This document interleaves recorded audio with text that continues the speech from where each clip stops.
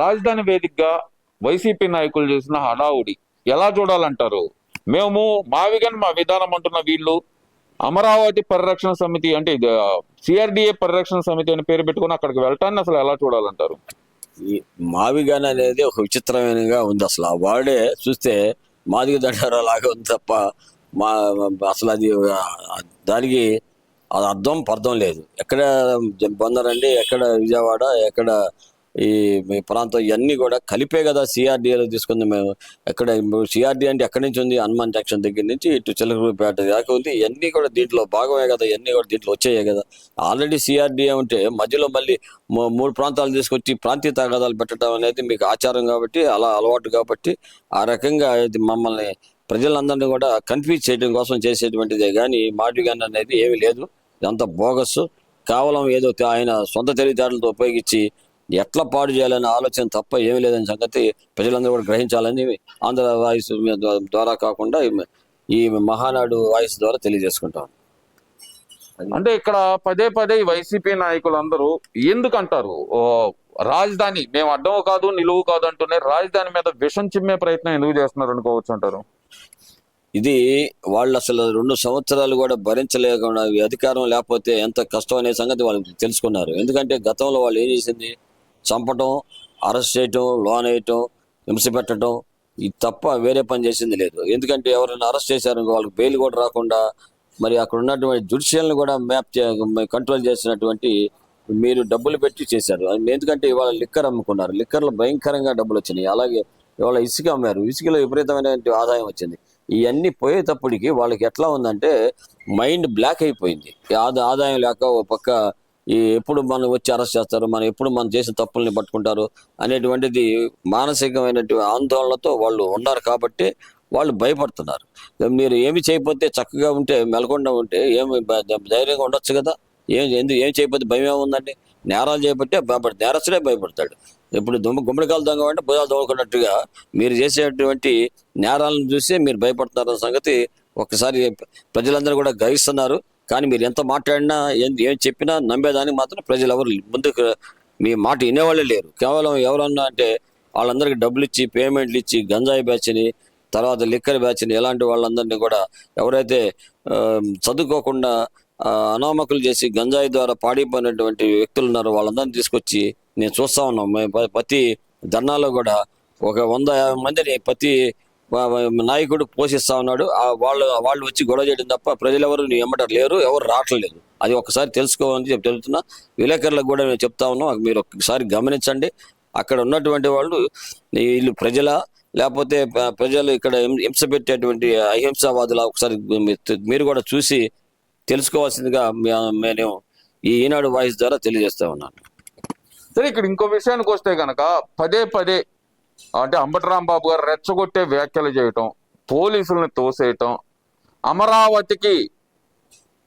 అమరావతిలో ఎవరైతే కనుక సీడ్ యాక్సిస్ రోడ్లకి భూములు ఇవ్వలేదో వాళ్ళకి మేము సపోర్ట్ చేస్తామని రెచ్చగొట్టే విధంగా మాట్లాడటం అసలు ఎలా చూడాలి ఇదంతా?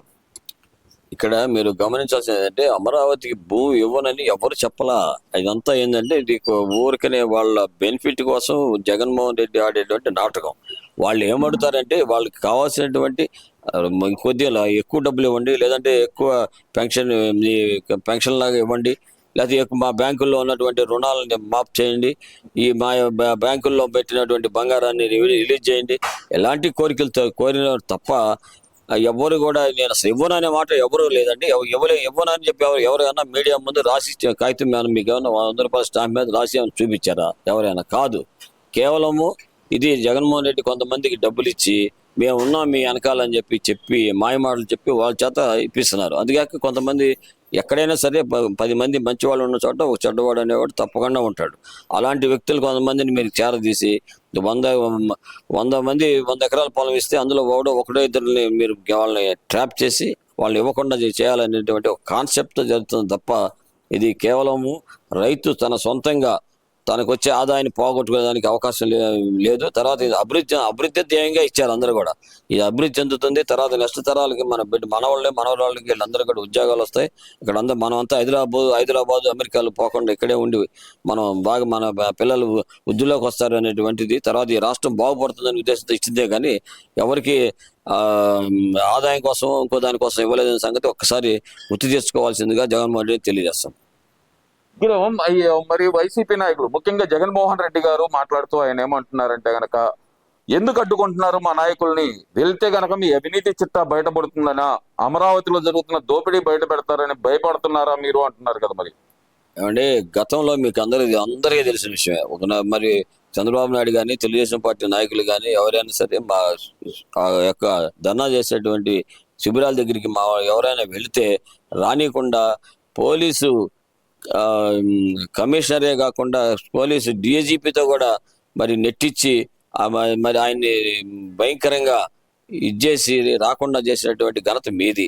ఆ రోజు ఎవరైతే నెట్టారో ఆయనకి మళ్ళీ రిటైర్ అయిన తర్వాత కూడా ఆయనకి మరి ఏం పోస్ట్ ఇచ్చారో అందరికి కూడా తెలిసిన విషయమే. అంటే కేవలం నీ దగ్గర మీరు చేస్తేనేమో న్యాయం, ఎదుటివాడు చేస్తే అన్యాయం.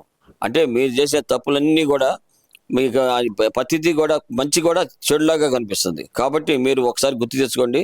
ఆనాడు మరి చంద్రబాబు నాయుడు గారు వెళ్తుంటే మీరు ఏ రకంగా నెట్టేశారు, ఆ రకంగా ఎంత హింస పెట్టారు మనందరూ తెలుసు. అలాగే సామాన్య నాయకులను కూడా మీరు వెళ్ళలేకుండా వాళ్ళ దగ్గరికి ఇచ్చేశారు. కానీ వాళ్ళు అన్ని రోజులు కూడా మరి వాళ్ళు కనకదుర్గమ్మ గుడికి వెళ్ళటానికి కూడా మేము అనుమతి వచ్చాల. అలాగే తిరుపతి వెళ్ళటానికి వెళ్తుంటే తిరుపతి వెళ్ళలేకుండా మీరు అడ్డుకున్నారు.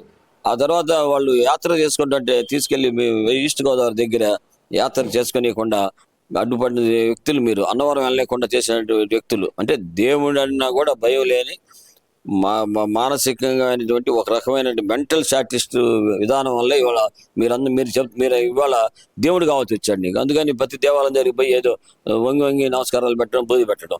అది ఎవరైనా ఒకసారి క్రిస్టియానిటీ తీసుకున్న తర్వాత దేవాలయాలు పోయి దండం పెడతారా? మరి నేను అడుగుతున్నాయి ఫాదర్ని కానీ వాళ్ళ బిషప్లను కానీ వీళ్ళందరినీ కూడా, మీరు ఇట్లా తీసుకున్న తర్వాత అట్లా దేవాలయాలు పోయి వంగి నమస్కారాలు పెట్టి అక్కడ పూజలు చేయటం, వాళ్ళు హిందువుల కోసమే బతుకుతున్నట్టుగా యాక్షన్ చేయటం, ఇదంతా కూడా మరి యేసు ప్రభు చూస్తా కూడా ఉన్నాడు అని అనుకుంటున్నారేమో. ఎప్పుడు ఆ టైం వచ్చినప్పుడు నీకు సరిగినటువంటి శాస్తి జరుగుతుందని చెప్పేసి మీ మహానాడుతో తెలియజేసుకుంటాం. ఈ వీడియో నచ్చితే లైక్ చేయండి. అలాగే మా ఛానల్ ని ఫస్ట్ టైం కనుక చూస్తున్నట్టయితే ఇప్పుడే సబ్స్క్రైబ్ చేసుకుని పక్కనే ఉన్న గంట సింబల్ ని యాక్టివేట్ చేసుకోండి. అప్పుడే మేము పెట్టే ప్రతి వీడియో మీకు నోటిఫికేషన్ గా వస్తుంది. అలాగే ఈ వీడియో పూర్తిగా చూసినందుకు ధన్యవాదాలు.